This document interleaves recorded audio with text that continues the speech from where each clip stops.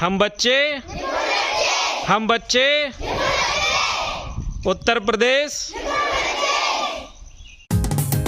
शिक्षा से देश सजाएंगे, हर बच्चे को हम पढ़ाएंगे, हाँ हर बच्चे को हम पढ़ाएंगे। उत्तम शिक्षा के लिए अपने बच्चों का दाखिला निकट के सरकारी स्कूल में कराएं। उत्तर प्रदेश सरकार द्वारा जनहित में जारी। ना भटकेंगे, पढ़ने लिखने में हम तेज रहेंगे, हल होंगे सवाल भाषा गणित के, रास्ते बिल्कुल आसान लगेंगे। क ख गया हो ABC, सीखने का एक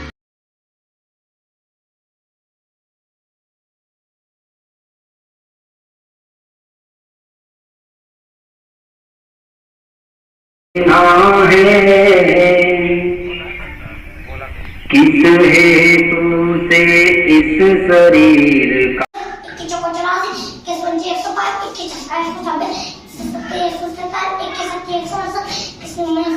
एक बिल्ली आई, बिल्ली चिड़िया ने कहा बिल्ली मुझे बचा लो। उसने कही एक शर्त है। उसने की क्या शर्त है? उसने की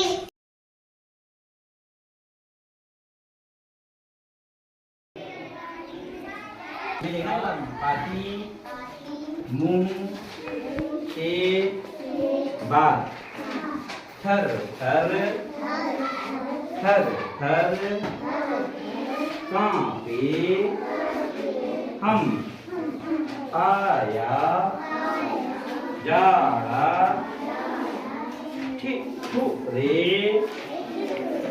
हम, सनन सनन लू चलने लगती।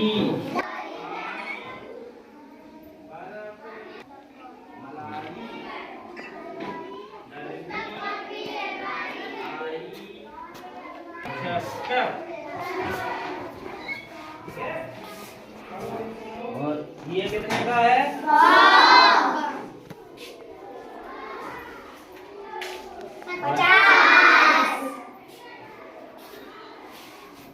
और ये 100।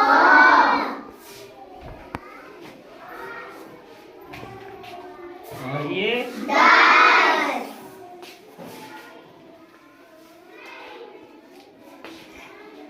ये कितने का हुआ? और इसमें ये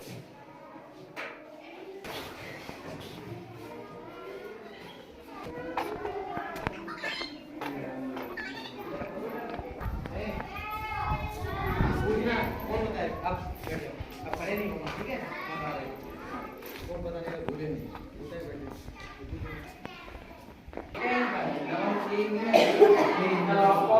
तीसरी बार कौन आएगा?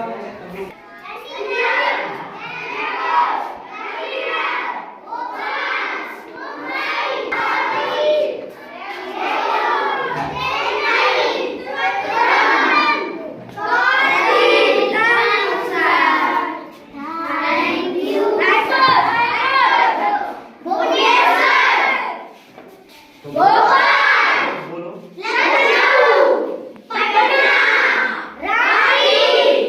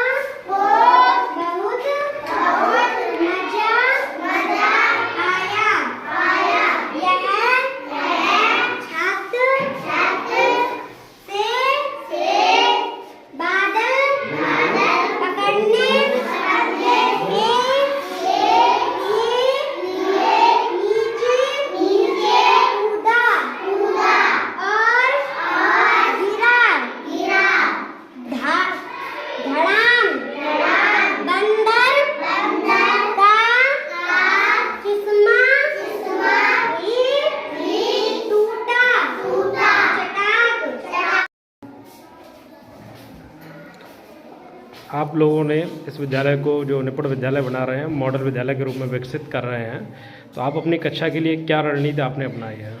सबसे पहले शुरुआत हम गुड मॉर्निंग के साथ करते हैं, बच्चों से गुड मॉर्निंग करते हैं। फिर उसके बाद एक जो पठन पाठन के शुरुआत करते हैं। सबसे पहले हम एक कविता या कहानी और लय के साथ, जिससे बच्चों को आनंदपूर्ण रहे और लय के साथ जोश के साथ बच्चे गाते हैं। फिर उसके बाद जो विभाग द्वारा दी गई सामग्रियां हैं, तो जैसे चित्र चार्ट है और उसके अनुसार ही हम पठन पाठन करते हैं। हम उसके बाद जैसे पढ़ाने के बाद फिर ये करते हैं कि जैसे एक पीरियड हमने स्पेशली रख रखा है, जैसे स्वतंत्र पठन के लिए कि बच्चों को जैसे एक टॉपिक देते हैं हम, पेड़ दिया, जैसे पेड़ के बारे में बच्चे बोलेंगे। फिर हम उनसे पूछते हैं कि कौन कौन से पेड़ हैं यहाँ, आप स्कूल आते हैं तो कौन कौन से पेड़ मिलते हैं, उसकी पेड़ की पत्तियाँ कैसी होती हैं। और जैसे खाने पे चर्चा करेंगे, जैसे कल शाम को क्या खाया था, सबसे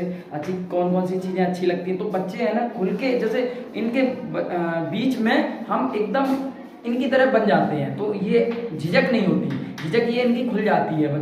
बच्चे खुल के बोलते हैं। आप जब खुल के बोलते हैं तो बच्चों का एक बौद्धिक विकास ये इस तरीके से होता है। बौद्धिक विकास अच्छा होगा और बोलने की अगर क्षमता अच्छी होगी, अपना विचार भी व्यक्त करते हैं बच्चे। अगर कोई उनको डाउट भी होता है वो लोग हमसे भी चर्चा करते हैं।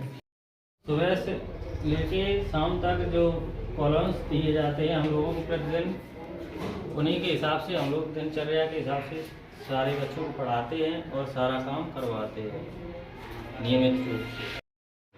मॉडल शिक्षक के रूप में कार्य करते हुए मैं अनुराग अवस्थी सर्वप्रथम बच्चों को सहज करने के लिए प्रार्थना सभा के पश्चात बच्चों से 10-15 मिनट बच्चों के द्वारा पूर्व घर में किए कार्यों पे बातचीत, बच्चों की मन पसंदीदा चीज़ों पर बातचीत करते हैं। उसके बाद हमारा प्रथम कालांश शुरू होता है 9:15 से।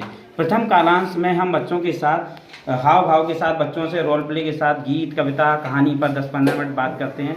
उसके बाद जो भी हमारा चित्र चार्ट या TLM के माध्यम से हमें जो पढ़ाना होता है, हमारे संदर्शिका में जो दिया होता है, उसके हिसाब से हम बच्चों पर कार्य करते हैं, जिससे बच्चे रोचक तरीके से उत्साहित होकर सीखते हैं और इसमें हमें भी प्रसन्नता होती है। बच्चे हमारे सीख रहे होते हैं। द्वितीय कालांश में हम बच्चों को लेखन कार्य संदर्शिका के अनुसार कराते हैं। जो भी कार्य पत्रक हमारे दिया होता है दिवस के अनुसार वो कराते हैं।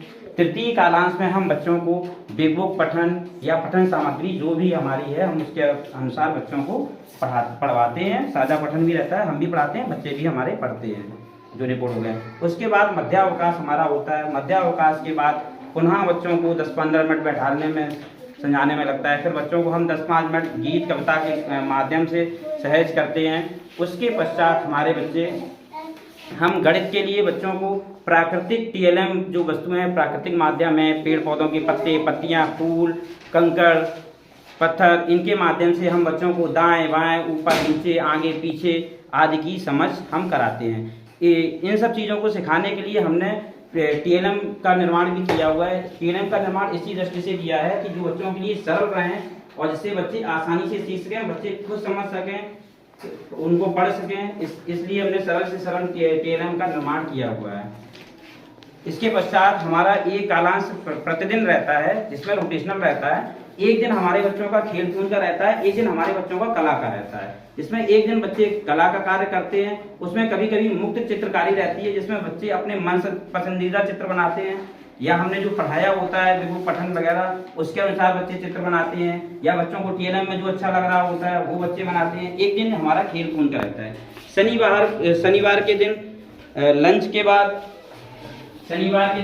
बाद बच्चों का संगीत गायन का रहता है। जैसे कि ये देखिए हमारे बच्चों ने ये चित्र बनाए हुए हैं, ये हमारे TLM में लगे हैं। ये हमने 3D प्रिंटिंग सब्जियों के नाम बनाए थे, जिससे बच्चों ने देख के ये हमारे चित्र बनाए हुए हैं। तो इससे हमारे बच्चे कला में भी रोचक ले रहे हैं, इससे बच्चों की प्रतिभाओं का भी विकास हो रहा है। इससे हमें भी आकलन मिलता है, पता चलता है कि हमारे बच्चे की किस में रुचि है, बच्चा हमारा किस चीज़ में विशेष रुचि रखता है। तो उसके अनुसार हम इनकी प्रतिभा निखारने का प्रयास कर रहे हैं। धन्यवाद। अब हम लोग बात कर रहे हैं विद्यालय के इंचार्ज प्रधानाध्यापक जी से। आपने किस प्रकार से सर्वप्रथम इस विद्यालय को मॉडल विद्यालय बनाने का विचार कैसे आया, क्या आपके साथ प्रतिकूल परिस्थितियाँ थी और कैसे इन सभी परिस्थितियों को आपने अनुकूल बनाया? मेरा नाम सुधीर कुमार, इंचार्ज प्रधानाध्यापक प्राथमिक विद्यालय चंडोली। क्योंकि हमारा विद्यालय बेहड़ी क्षेत्र में स्थित है, जो यमुना नदी के किनारे बसा हुआ है।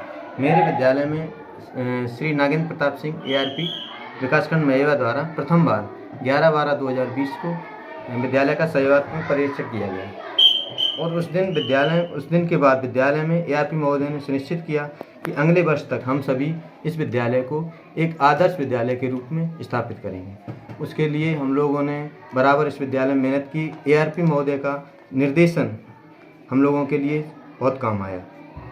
हमारे विद्यालय मॉडल विद्यालय बनाने के लिए हम लोगों ने यहाँ पे प्रिंटेड मटेरियल, कक्षा में TLM और समय सारणी आदि सारी चीज़ों की व्यवस्था की। उसके बाद विद्यालय स्टाफ, जो कि बेहड़ी क्षेत्र का विद्यालय बाढ़ग्रस्त क्षेत्र है, यहाँ पे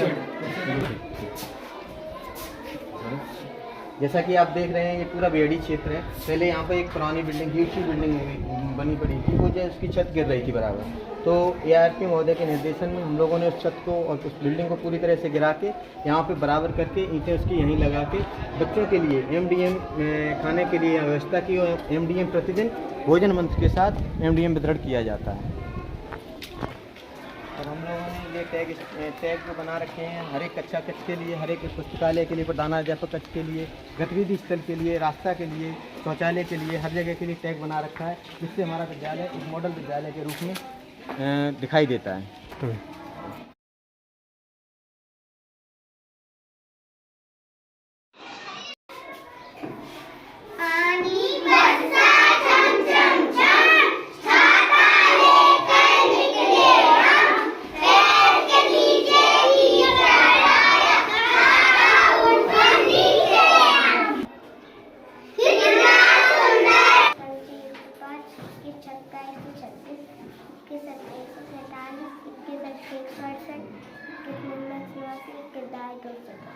अरे सब बस बहुत बढ़िया। कक्षा 1 में पढ़ती और 21 तक पढ़े, याद कर लिए? कितने तक याद है? 25 तक पढ़े याद है। बहुत बढ़िया भाई, ताली बजाओ सब लोग। बगीचे में बहुत सारी तितलियां थीं। मैं नागेंद्र प्रताप सिंह, ARP विकास क्षेत्र मेवा, जनपद इटावा। मैं अगस्त 2020 से ARP के रूप में यहाँ कार्यरत हूँ। मेरे द्वारा दिसंबर 2020 में प्राथमिक विद्यालय रामगढ़ चंडोली का सहयोगात्मक पर्यवेक्षण किया गया। पर्यवेक्षण के समय देखा गया कि यह एक यमुना के किनारे बेहड़ी क्षेत्र में स्थित विद्यालय था, जो कि बाढ़ग्रस्त क्षेत्र में आता है, जिसके कारण प्रत्येक वर्ष विद्यालय को बृहद मरम्मत की भी आवश्यकता पड़ती है और कहीं ना कहीं इससे विद्यालय का कैंपस भी प्रभावित था। विद्यालय में उस समय इंचार्ज का चार्ज लिए अध्यापक सुधीर कुमार जी ने मुझसे विद्यालय को बेहतर बनाने के लिए सहयोग मांगा। तो हमने और प्रधानाध्यापक जी और सभी विद्यालय स्टाफ ने एक कोशिश की कि हम इस विद्यालय को एक मॉडल आदर्श विद्यालय के रूप में विकसित करेंगे और किसी भी विपरीत परिस्थिति को एक सकारात्मक और अनुकूल परिस्थिति में कैसे बदला जाएगा। ये आज सितंबर 23 हो चुकी है और मुझे कहते हुए गर्व हो रहा है कि हमने इसे एक आदर्श विद्यालय के रूप में बदला है। सबसे पहले विद्यालय में एक पुराना जीड सीड कक्ष बना हुआ था, जिसकी छत धराशायी हो चुकी थी, ईंटों का मलबा पड़ा हुआ रहता था, जिसके कारण एक हिस्सा कैंपस के लिए प्रयोग नहीं हो रहा था। विद्यालय स्टाफ ने स्वयं के श्रम द्वारा प्रतिदिन कुछ समय उस बिल्डिंग को समाप्त करने के लिए लगाया और विद्यालय के कैंपस में ही उन ईंटों को बिछाकर एक मजबूत और पक्का फर्श विद्यालय को दिया। इससे कुछ न कुछ पढ़ाई की समस्या भी खत्म हुई।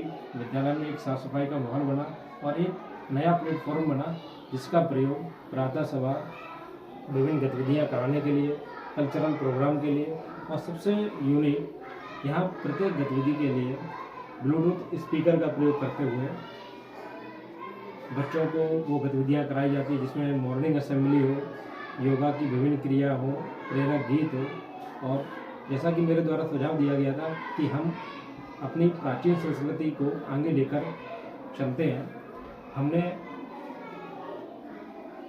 इसके लिए विद्यालय स्टाफ से बात की और विद्यालय स्टाफ के द्वारा प्रतिदिन मध्यावकाश के समय भोजन मंत्र पहले बच्चों को कराया जाता है। इसके बाद सामूहिक भोजन एक साथ सभी बच्चे करते हैं। जब डीबीटी लागू हुई तो विद्यालय स्टाफ ने डीबीटी का सही सदुपयोग हो सके इसको एक चैलेंज के रूप में लिया और बच्चे ड्रेस सिलाए, बच्चे इसके लिए प्रेरित हों तो विद्यालय स्टाफ स्वयं ड्रेस कोड उन्होंने अपना निर्धारित किया और उस ड्रेस कोड के द्वारा वो विद्यालय में आने लगे। जब बच्चों ने देखा कि सर सभी एक ड्रेस में आते हैं तो बच्चे भी धीरे धीरे प्रेरित हुए। एसएमसी, शिक्षा चौपाल, पीटीएम मीटिंग के द्वारा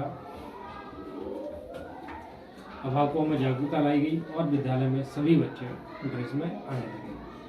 अब हमारे पास दूसरा चैलेंज ये था कि चूँकि बाढ़ग्रस्त क्षेत्र है, यहाँ ठहराव की समस्या को दूर करना था, तो जिसके लिए हमारे सहायक के रूप में संदर्शकाएँ काम में आई। एक पैटर्न मिला सभी टीचर्स को पढ़ाने के लिए और कक्षा 1, 2, 3 में उसका अनुपालन किया गया। धीरे धीरे बच्चों के शैक्षणिक स्तर पर पहले विद्यालय का भौतिक परिवेश अच्छा किया गया और अब विद्यालय का शैक्षणिक परिवेश अच्छा किया जा रहा है। इसके लिए एक कक्षा कक्ष को एक गतिविधि कक्ष के रूप में और पुस्तकालय कक्ष के रूप में या रीडिंग रूम के रूप में विकसित किया गया, क्योंकि कहीं ना कहीं हम गणित की दक्षता में तो आगे बढ़ जाते हैं लेकिन भाषा में थोड़ा सा पीछे रह जाते हैं। बच्चे वहाँ विभिन्न प्रकार की गतिविधियाँ करते हैं, चाहे किट की सामग्री हो, विभिन्न प्रकार की TLM हो या खेल सामग्री है, उससे बच्चे खेलते भी हैं। और बच्चों को प्रतिदिन एक पीरियड इसके लिए दिया जाता है रैंडमली प्रत्येक क्लास के बच्चों के लिए। तो बच्चों में एक विद्यालय आने की भावना का विकास होता है कि हाँ मुझे वहाँ खिलाया भी जाता है और बच्चे अधिक से अधिक आने के लिए प्रेरित होते हैं। इसी प्रकार विद्यालय में एक कक्षा कक्ष को ICT आधारित, चूँकि तकनीकी का ज़माना है, कहीं ना कहीं दीक्षा के द्वारा हम लोग बहुत से कंटेंट्स बच्चों को पढ़ाते हैं, QR कोड स्कैन करते हैं। तो प्रतिदिन प्रत्येक कक्षा के लिए एक पीरियड प्रोजेक्टर आधारित शिक्षण के लिए लगाया गया जिसमें दीक्षा के कंटेंट्स प्रयोग किए जाते हैं। इसके अतिरिक्त 5 पॉइंट टूलकिट जो विभाग द्वारा बताई गई है उसका पूर्णतः अनुपालन किया जा रहा है। निपुण लक्ष्य ऐप का प्रयोग सभी अध्यापक कर रहे हैं, उनके द्वारा प्रतिदिन इसका असेसमेंट किया जाता है। दीक्षा ऐप पर QR कोड स्कैन प्रतिदिन प्रत्येक अध्यापक एक बार करता है, ये प्रधानाध्यापक के द्वारा सुनिश्चित किया गया है। रीड अलोंग ऐप के द्वारा बच्चों को भाषा शिक्षण में विकसित किया जा रहा है। शिक्षक विद्यार्थियों के बीच आत्मीय संबंध अच्छे बने रहे, इसके लिए बच्चों के माता पिता को भी जागरूक किया जा रहा है कि आप जो है विद्यालय समय के बाद बच्चों पर भी ध्यान देंगे, उनको क्या अधिकार दिया जाता है वो समय से पूर्ण कराए जाएंगे। सबसे अधिक डिपेंड करता है टाइम टेबल। तो टाइम टेबल भी विद्यालय में 3 प्रकार का संचालित है, जिसमें से सर्वप्रथम होता है एक कक्षा का टाइम टेबल, यानी कि प्रत्येक कक्षा का किस पीरियड में कौन सा सब्जेक्ट्स बच्चों को पढ़ाना है निर्धारित किया गया है। दूसरा टाइम टेबल निर्धारित किया गया है कि किस कक्षा में किस टीचर को किस समय जाना है ये, और प्रथम कक्षा की जिम्मेदारी का जिसमें विभागीय सूचनाएं हो, DBT का हो या अन्य कार्य हो, वो सभी प्रत्येक कक्षा अध्यापक की जिम्मेदारी दी गई है। लाइब्रेरी है तो लाइब्रेरी में उपलब्ध पुस्तकों को प्रतिदिन बच्चों को पढ़ने के लिए भी दिया जाता है और सहज पुस्तकों का विशेष प्रयोग किया जा रहा है। तो इस प्रकार से छोटी छोटी जो विभागीय वस्तुएं हम लोगों को प्राप्त होती है, चाहे हमारे प्रिंट रिच हो, हमारे गणित किट का अलग अलग कक्षा 1, 2, 3 में प्रयोग हो, हमारे चित्र चार्ट हो या अध्यापकों के द्वारा TLM बनाना है, तो ये सभी कार्य विद्यालय में किए जा रहे हैं। इसके अतिरिक्त फ्लैक्स का प्रयोग करते हुए कक्षा 1, 2, 3 में भाषा और गणित के विभिन्न प्रकार के फ्लैक्स दक्षता आधारित बनाए गए हैं और प्रत्येक 15 दिन में दक्षता का आकलन भी करना सुनिश्चित